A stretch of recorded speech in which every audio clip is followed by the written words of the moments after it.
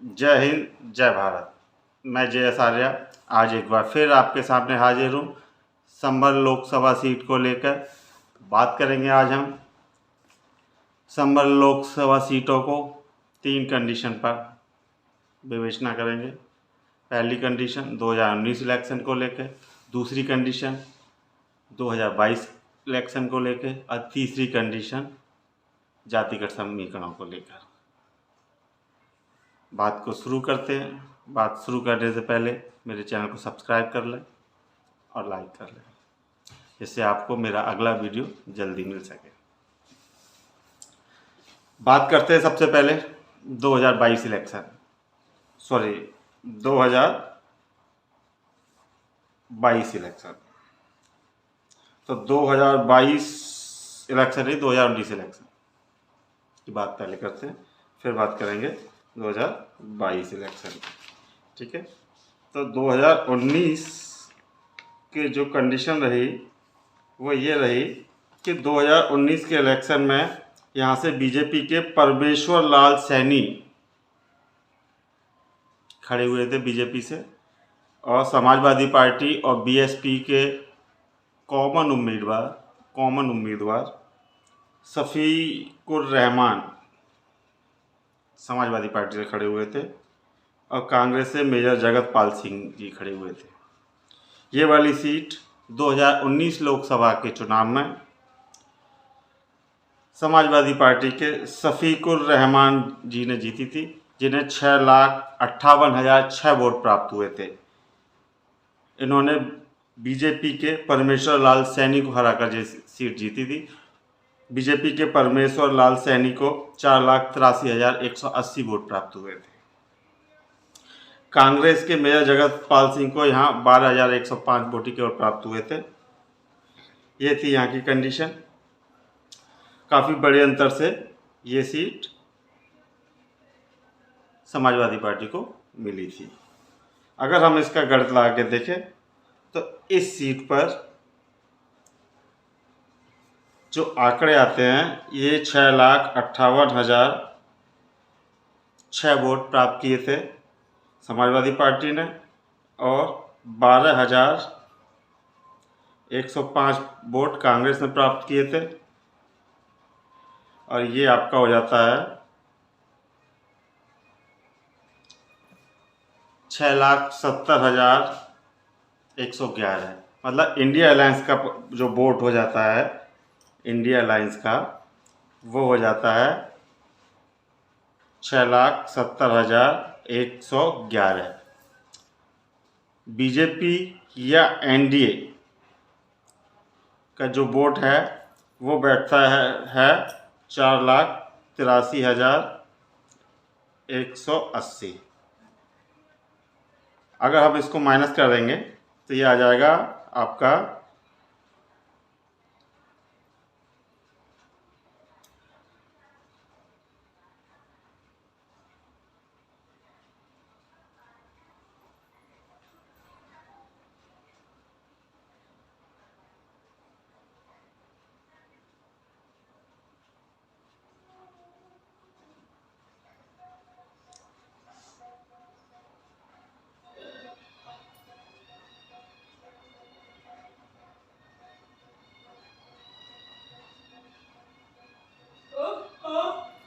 1,87,993 vote का difference आता है।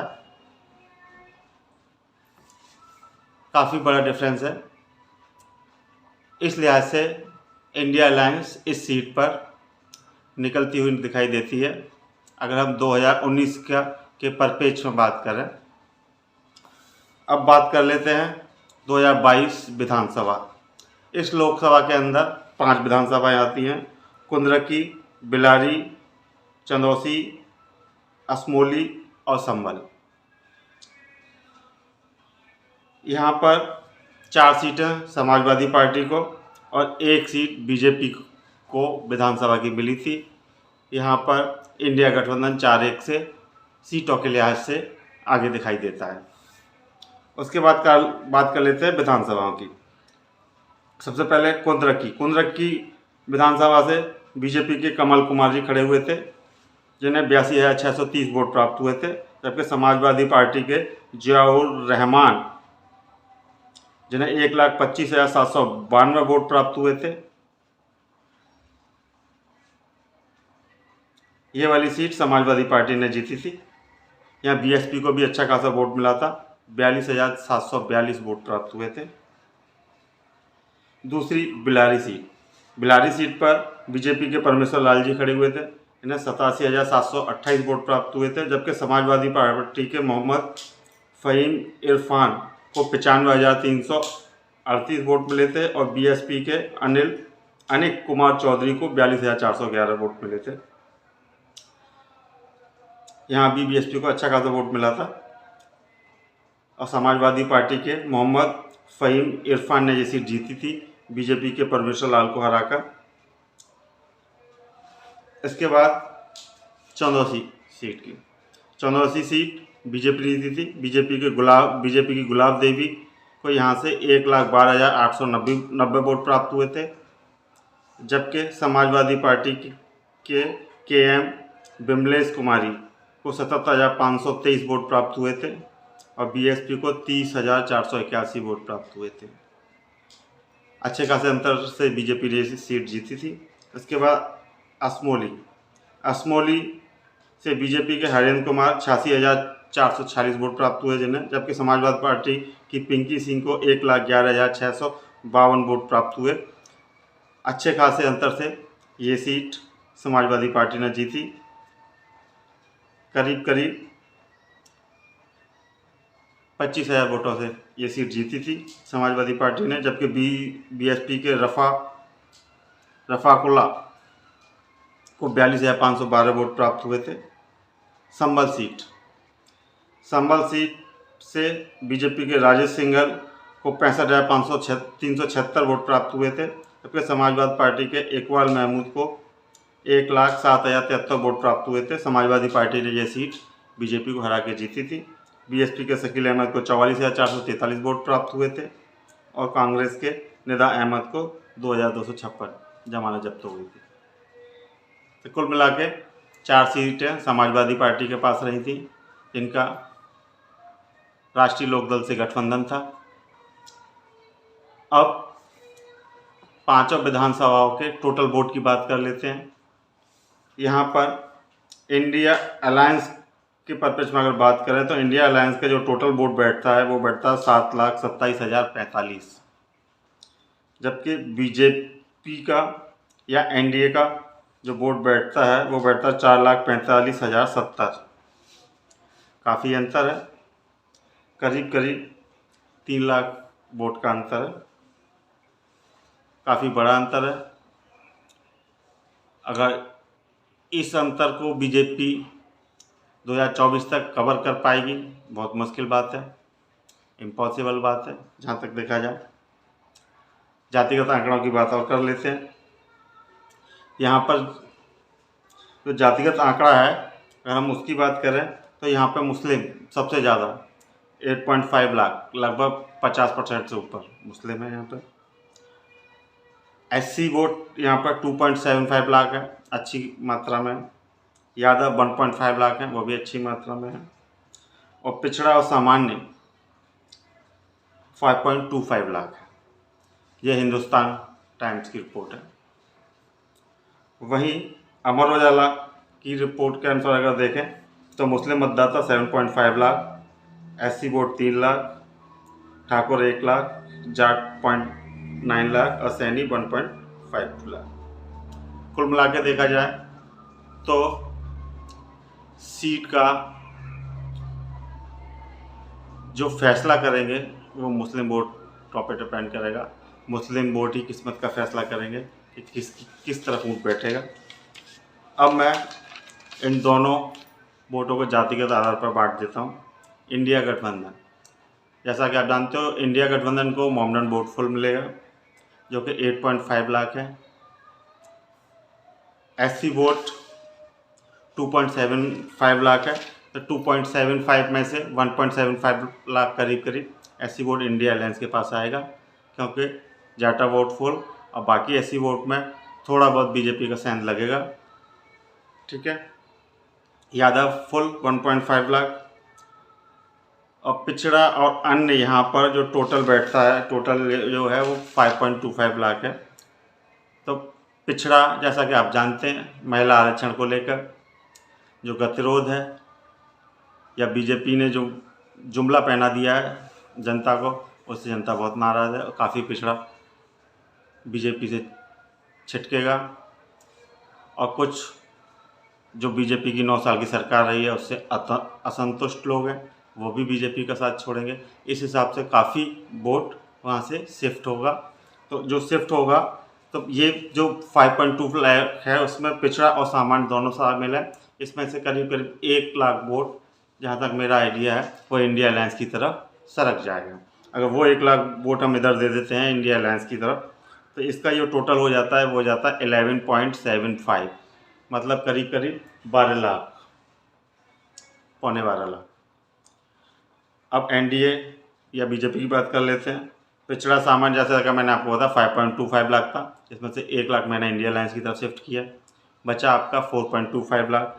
तो 4.25 लाख जो वोट है वो इंडिया अलायंस, सॉरी, एनडीए या बीजेपी की तरफ आएगा।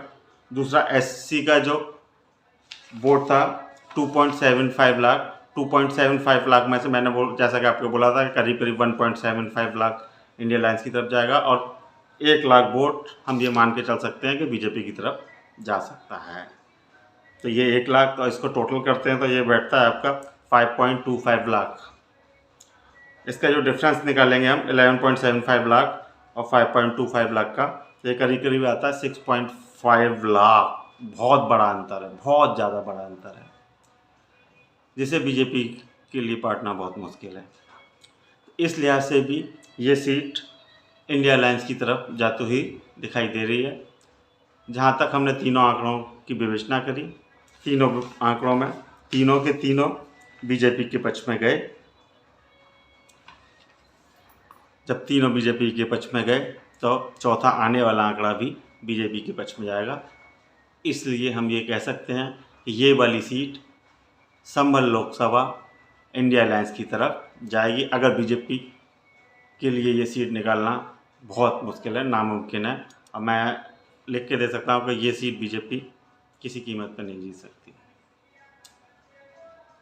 जो बीजेपी का इस समय हाल चाल चल रहा है, मध्य प्रदेश में हालत ख़राब है। शिवराज सिंह पाटिल को दरकिनार कर दिया गया, जैसा कि आप जानते हैं। राजस्थान में महारानी को किनारे कर दिया गया। चाणक्य, मतलब शाह जी और मोदी अपने हिसाब से काम कर रहे हैं। उनकी 2024 को लेके क्या पॉलिसी रहती है, ये देखने वाली बात होगी। अभी से ऐसा लगता है गोदी मीडिया को उन्होंने निर्देश दे दिए हैं कि चैनल पर ज़्यादा से ज़्यादा जातिवाद का माल परोसा जाए। जैसा कि आप जानते हैं, हमास और इजराइल का युद्ध चल रहा है, उसको भी बीजेपी की गोदी मीडिया हिंदू और मुस्लिम के आईने से ज़्यादा देख रही है। ये हमारी गोदी मीडिया के लिए बहुत ही शर्म की बात है। इस तरह की हरकत नहीं होनी चाहिए, उसके इतिहास को टटोलना चाहिए। एक समय वाजपेयी जी ने भी कहा था कि फ़लस्तीनियों की जगह इजरायलियों ने घेर रखी है। पब्लिक किधर की भी मरे, नुकसान मानवता का ही होता है। इस लिहाज से अगर हम देखें तो मैं किसी भी इस तरह के हादसे का सपोर्ट नहीं करता, चाहे वो इजराइल की तरफ से हिंसक वारदातें हों, चाहे वो फ़लस्तीनियों की तरफ से। सद्भावना और मानवता सर्वोपरि है, और हम लोगों को चाहिए कि बिना अस्त्र शस्त्र के इस मुद्दे को बातचीत से टेबल पे लाया जाए, और बातचीत से ही इसको सॉल्व किया जाए, और इसको भड़काने का प्रयास ना किया जाए। क्योंकि एक जरा सी चिंगारी भी अच्छे भले घर को आग लगा देती है। ये सोचने वाली बात है। इसी के साथ आज का मैं भी ये वीडियो यहीं समाप्त करता हूँ। आपके सामने फिर एक नए वीडियो के साथ हाजिर होऊंगा। जय हिंद, जय भारत।